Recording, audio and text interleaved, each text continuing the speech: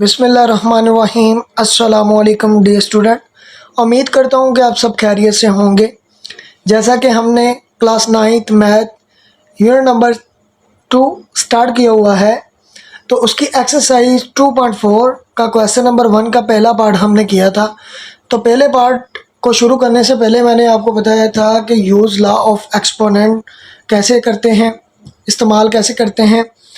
तो उन लॉज को बताया था मैंने, और उन लॉज को यूज़ करके हमने इन क्वेश्चन को सिंप्लीफाई करना है। और ये जो एक्सरसाइज है 2.4 बोर्ड एग्ज़ाम के अकॉर्डिंग बहुत इम्पोर्टेंट एक्सरसाइज है। अक्सर एग्जामिनर जो है पेपर में आने वाला जो है वो इस एक्सरसाइज में से क्वेश्चन लाजमी उठा लेता है। तो जो इसका पहले पार्ट का सेकंड पार्ट है, ये शॉर्ट क्वेश्चन है। तो आए देखते हैं हम सेकंड इसका शॉर्ट क्या है।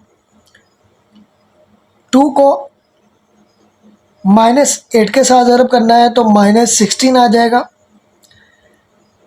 2 को -8 के साथ ज़रब की तो -16। अब देखें x है और यहाँ पर भी x है, यानी कि बेस अगर सेम हो तो इसके लिए मैंने आपको ला करवाया था, अगर एक ही m हो और एक ही n हो तो वो बेस अगर सेम हो तो पावरें एक दूसरे के साथ ऐड हो जाती है। यानी बेस सेम हो तो पावरें क्या होगी, ऐड होगी। यहाँ पर क्या है, x की पावर 5 है और यहाँ पर क्या है, x की पावर 3 है। तो 5 - 3 हो जाएगा। अब यहाँ पर क्या है, y है और यहाँ पर भी y है, तो यानी कि y भी सेम है, यानी जिसकी बेस सेम होगी पावरें ऐड हो जाएंगी। तो -4 + 2 आ जाएगा। तो -16, 5 में से 3 निकालेंगे तो क्या आएगा, x²। और ये देखें -4 है, ये प्लस का 2 है, तो y की पावर -2।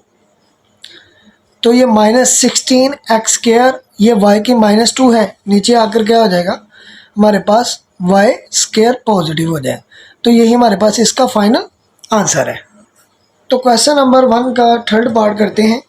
x की पावर -2, y की पावर -1, z की पावर -4 डिवाइडेड बाय x की पावर 4, y की पावर -3, z की पावर 0 और होल पावर जो है वो -3 है। तो इसका सोल्यूशन करते हैं। देखें ये 4 प्लस का ऊपर जाकर क्या हो जाएगा, माइनस।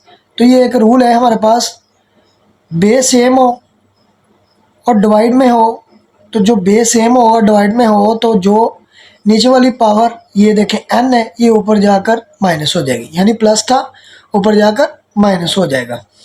तो आपने यहाँ पर देखें ये -2 पहले और ये 4 प्लस का और ऊपर जाकर क्या हो जाएगा माइनस, और y क्या है -1 और 3 ऊपर जाकर प्लस का, और z की कीमत है -4 और 0 जाकर ऊपर माइनस का, और पूरे की पावर क्या है -3। यानी नीचे वाली आप सारी यानी पावर जो है बेस सेम है, ऊपर पावर ले गए।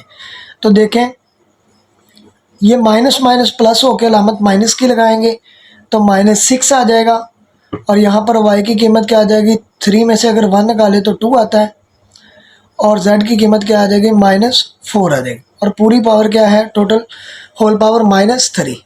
अब देखें एक हमने रूल जो और पढ़ा है, अगर a की पावर m हो और पूरे की पावर n हो तो वो किसके बराबर होती है, m n के बराबर होती है। तो अब इसको डायरेक्ट मल्टीप्लाई करना है, तो x की -6 को -3 के साथ ज़रब कर देना है, और y की 2 को -3 के साथ ज़रब कर देना है, और z की -4 को मल्टीप्लाई कर देना है -3। तो देखें 3 -6 और -3 माइनस माइनस प्लस, यानी यानी कि नंबर अगर मल्टीप्लाई करते हो माइनस के तो वो प्लस में आ जाते हैं। तो x की पावर 18 प्लस माइनस -6, और z की कीमत हमारे पास क्या आ जाएगी, माइनस माइनस प्लस 12। वेरिएबल की माइनस में पावर होती है, हमने उसको क्या करना है, पॉजिटिव बनाना है। तो देखें z की पावर 12 है और y की 6 नीचे आकर प्लस का हो जाएगा। तो यही हमारे पास इसका फाइनल आंसर है। नंबर 1 का फोर्थ पार्ट करना है। ये जो फोर्थ पार्ट है ये लॉन्ग क्वेश्चन है बोर्ड एग्जाम के अकॉर्डिंग, ये बहुत ही इंपॉर्टेंट क्वेश्चन है। तो आए देखते हैं इसका सॉल्यूशंस। तो 81 जो है ये इसके हमने फैक्टर बना लेने। तो आप ऐसा करिएगा 243 के फैक्टर बना लें। 3 के टेबल पे जा रहा है क्योंकि लास्ट पे 3 है।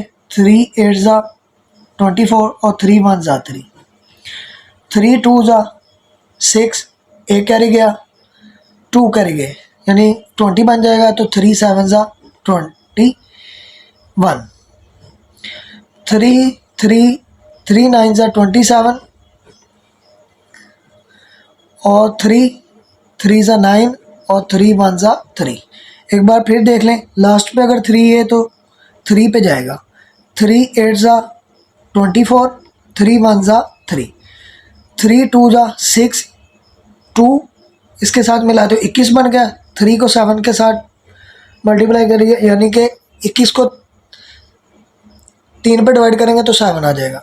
तो 27 को 3 पे डिवाइड करेंगे तो 9 आ जाएगा और 9 को 3 पे डिवाइड करेंगे 3 आ जाएगा और 3 1 ज़ा 3। तो देखिए 243 के भी फैक्टर बन गए और 81 के भी फैक्टर इसमें बनते हैं। तो यहाँ पर देखें, यहाँ पर 81 है तो 81 के कितने फैक्टर बने, 1 2 3 4 और अगर 243 भी इंक्लूड कर लिया जाए तो वो 5 बनते हैं।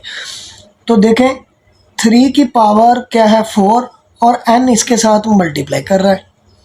इसी तरह 3 की पावर क्या है 5। तो एक रूल पड़ा है कि अगर a की m प्लस n हो, a की m प्लस n हो तो वो बराबर होता है a की m a की n के बराबर। तो यानी पावर्स को हम ब्रेक भी कर सकते हैं। तो 3 की पावर -1 बेस सेम हो तो पावरें ऐड हो जाती हैं। और ये देखें 243 है, 243 के फैक्टर क्या बने थे 1 2 3 4 5 यानी 3 की पावर 5 बने। अब देखें 9 के अगर फैक्टर बनाए तो 9 यहाँ से फैक्टर बनते हैं तो 3 की पावर 2 बनती है।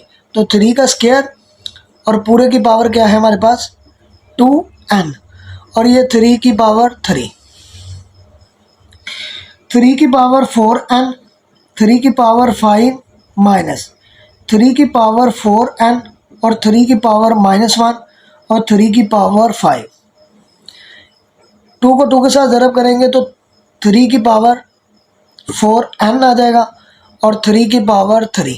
अब देखिए पूरे में से कॉमन क्या आ रहा है 3 की पावर 4n, 3 की पावर 5, 3 की पावर 4n और 3 की पावर 5 यानी पूरे टोटल में से देखें 3 की पावर 4n और 3 की पावर 5 कॉमन आ रहा है। तो जब इसकी जगह पर ये कॉमन ले लिया तो इसकी जगह पर क्या बचेगा 1 बचेगा। ये माइनस ये 3 की 4n भी बाहर आ गया, 3 की 5 भी बाहर आ गया। तो यहाँ पर क्या बचेगा 3 की पावर -1 और डिवाइड में क्या बचेगा 3 की पावर 4n और 3 की पावर 3। तो ये इससे कैंसिल हो जाएगा। ये देखें 3 की पावर 5 है और ये 3 की पावर 3 है। तो देखें बेस सेम है तो पावर डिवाइड में हो रही है तो माइनस में चली जाएगी। तो 3 की पावर 5 और 3 ऊपर जाकर क्या हो जाएगा माइनस हो जाएगा। तो एक इसकी पावर नेगेटिव में है तो इसको पॉजिटिव बना लें तो 1/3 आ जाएगा। इन दोनों के दरमियान एलसीएम ले लें तो 3 की 5 में से अगर 3 निकाले तो आ जाता है 3 की पावर 2। इन दोनों का एलसीएम क्या आएगा 3 आएगा। 3 को 1 के साथ ज़रब की 3 -1 वैसे आ जाएगा। तो 3 का जो स्क्वायर होता है वो हमारे पास 9 होता है। क्या होता है 9 होता है। और 3 में से अगर 1 निकाले तो वो हमारे पास आता है 2/3 आता है। तो 3 1 ज़ा 3, 3 3 ज़ा 9, 3 को 2 के साथ ज़रब की तो हमारे पास 6। तो यही इसका फाइनल आंसर है। तो इस तरह हमारा क्वेश्चन नंबर 1 कंप्लीट होता है। और ये जो क्वेश्चन है ये इंतहाई इम्पोर्टेंट है बोर्ड एग्ज़ाम के अकॉर्डिंग। तो इसको अच्छे से करिएगा, इसकी बार बार प्रैक्टिस करें।